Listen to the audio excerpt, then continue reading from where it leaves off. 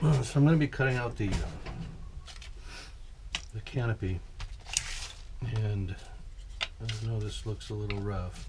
And again, my desk is, or my work surface is a bit cluttered, but it is what it is. So what I want to do here is I want to have something I can spin this around on. We got a brand new blade, and we're just gonna cut this out. The reason I'm doing this now is that I need to fit the pilot seat and armor plate into the cockpit, and without the canopy I can't tell if I've got the right height.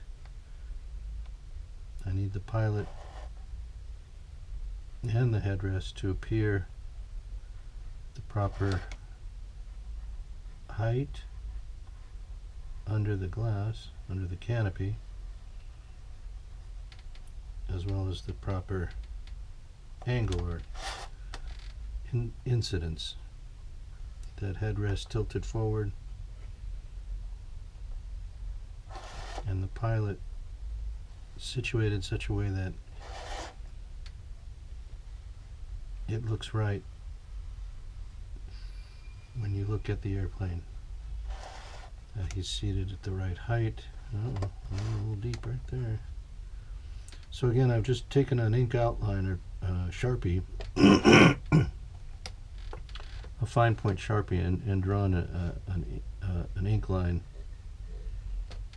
right along the base of the canopy here, right along the cut line. And again, that's just so I can see where the blade needs to be as we go around the part. Right? And remember, we're not trying to cut through, we're just trying to draw along that ink line as if we were drawing the ink line with the tip of our knife blade. And I'm just going to go around and around. Point of the blade going right down that line as best I can. Occasionally it's going to want to poke through, and you just want to not freak out when that happens. Just either stop or lift the blade back on top of the plastic, or proceed for a minute or a second or two. Yeah. But without getting ahead of yourself or getting a wavy line going. And then we just want to check our progress by checking that line. So it looks like I might have gone away from it here. So we'll just try to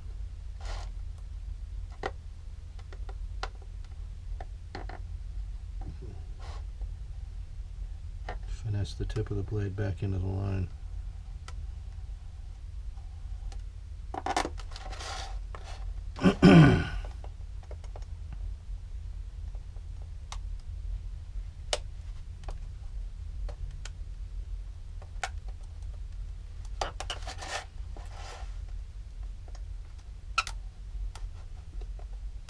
Just scoring, not trying to cut through.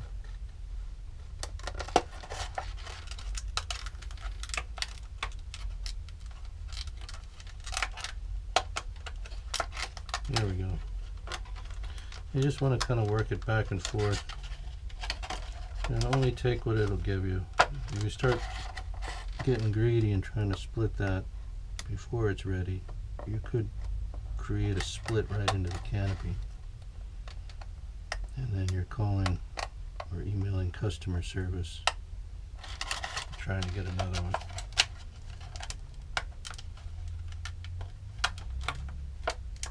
So just work slow and careful.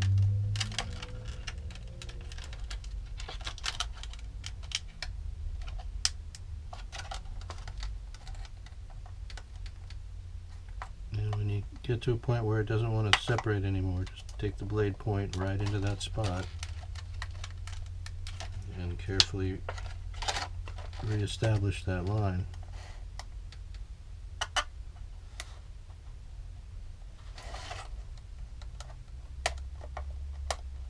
And if you do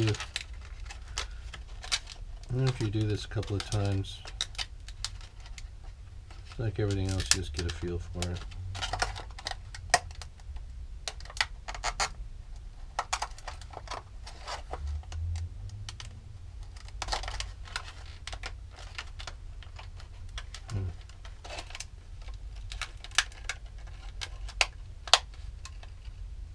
Gosh, it's really thick right here. Wow.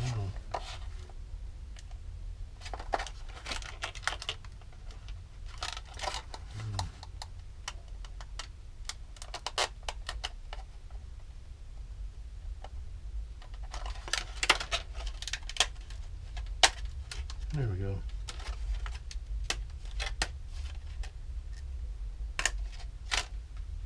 Okay. Apologize for, I'm still fighting this cold, and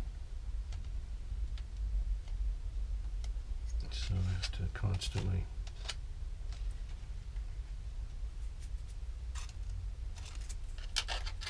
deal with this congestion. Sorry about that.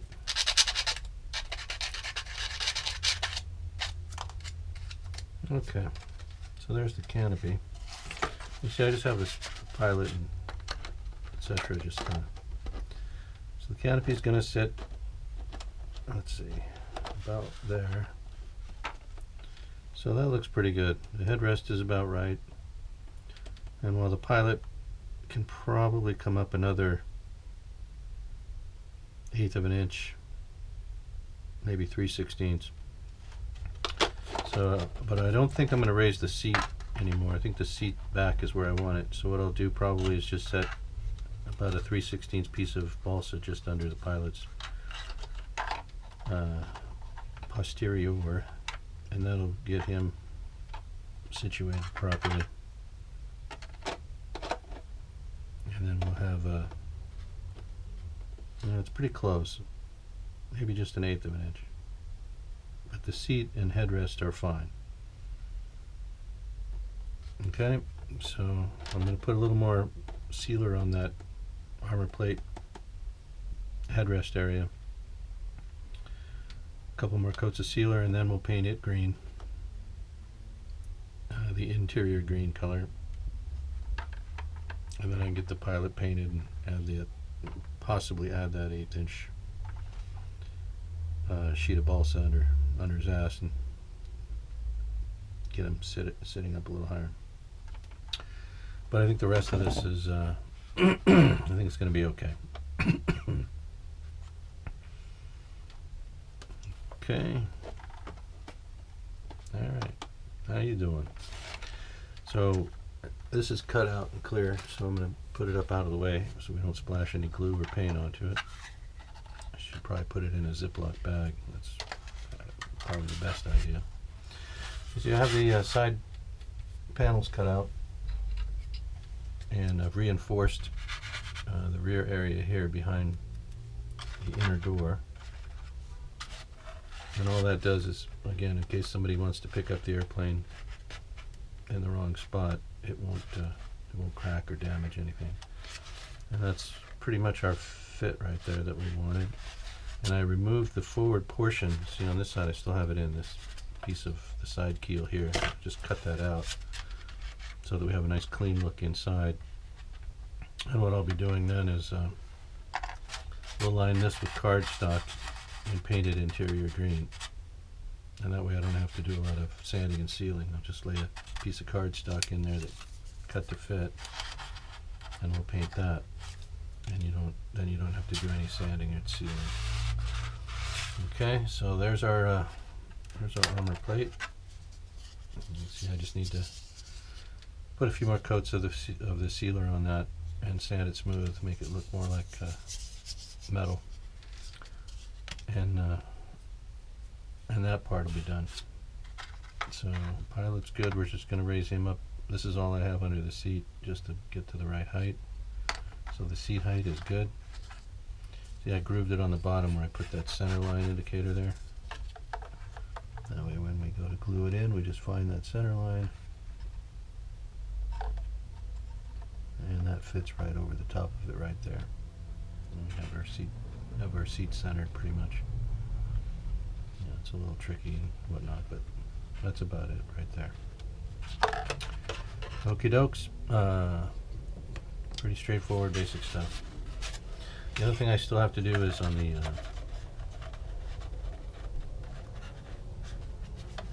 heat exhaust area here from the supercharger.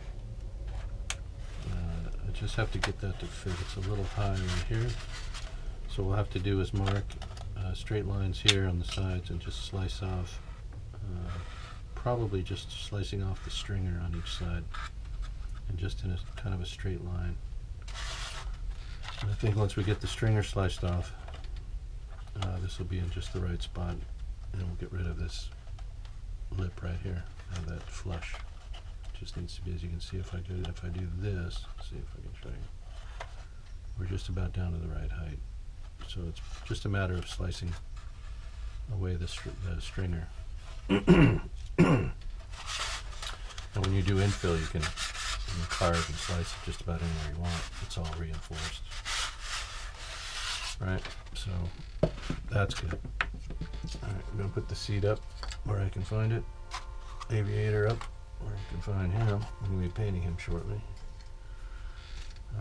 Scoop, get that out of the way. And this is where we have that canopy. So you see how that method of just carefully drawing an outline around exactly where you're going to be cutting, and then you can remove these clear plastic parts pretty easily. Now there's a little bit of cleaning up and sanding that needs to happen here, and with these parts, because they fold and buckle, you got to use a sanding block and be very careful to go pretty much along the line, not this way but this way, in line with the plastic. Anything else you do here with a sanding block is going to cause a problem. So if we're going this way, we can't necessarily fold, and I'm using my finger on the back side there to keep it from flipping under. If it flips under and we start scraping this, we're going to run into trouble. So you just want to work at that. And with a sharp blade too, you can kind of clean things up. With that, you just have to be careful you don't go digging into things. You just want to make sure you're getting the excess flanges off and not digging into the part. It's tricky, but like with anything else, the more you do, the better, easier it gets.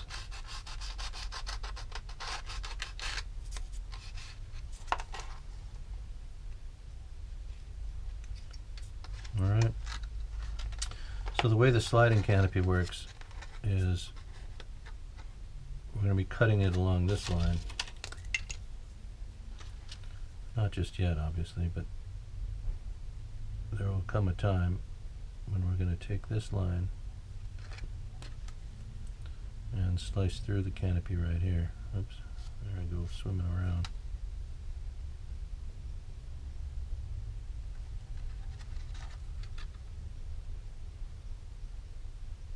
Having a hard time.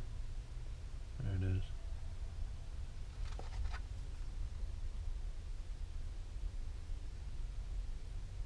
Okie dokes. So, and again, the way it works is we'll have to slice a channel right here, right along this stringer right here. We'll set in some U-channel. I'm not sure whether I'll use plastic or follow their plan and do their method using, in this case I'll be using the birch ply for rails. We'll just make 2 1/4-inch wide rails and then sandwich a piece of 1/64 at each end to keep it separated, and we'll drop that into the slot we make on each side.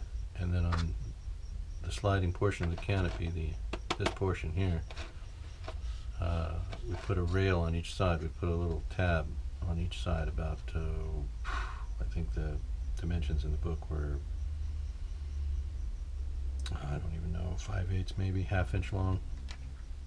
And then fit those into the channel that you make. And that allows this to slide back and forth in those rails. And the way you set the windshield is you leave it all connected like this, set this portion in, get it just where you want it, and then you take this off and cut this almost all the way through. You leave a small tab on each side connecting the windscreen to the canopy, windscreen to canopy, and then you glue this, just the windscreen, down in that, whatever that position is where the rails are holding the canopy.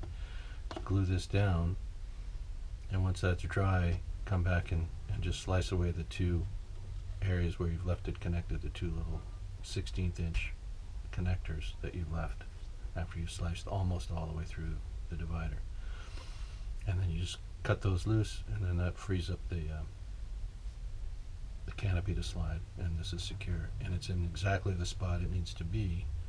When the canopy is closed, they should be aligned, because that's always the problem. If you don't do it that way, you end up with a misalignment. You have the windshield, in one place, and then the way this is secured to the rails is slightly offset to that, and then you have a really bad joint here, and you don't want that. You want a nice closure. Okay, so and we'll be working on that way later. For now, all I wanted to do was get the sizing, the height of the pilot seat and headrest where I wanted it, and we've got that. So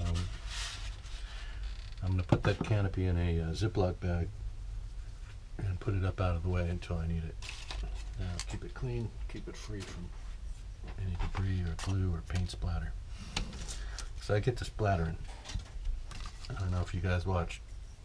Actually, I don't do much painting on camera, but there's always a risk of death. Okay, thanks for watching. Have a good day.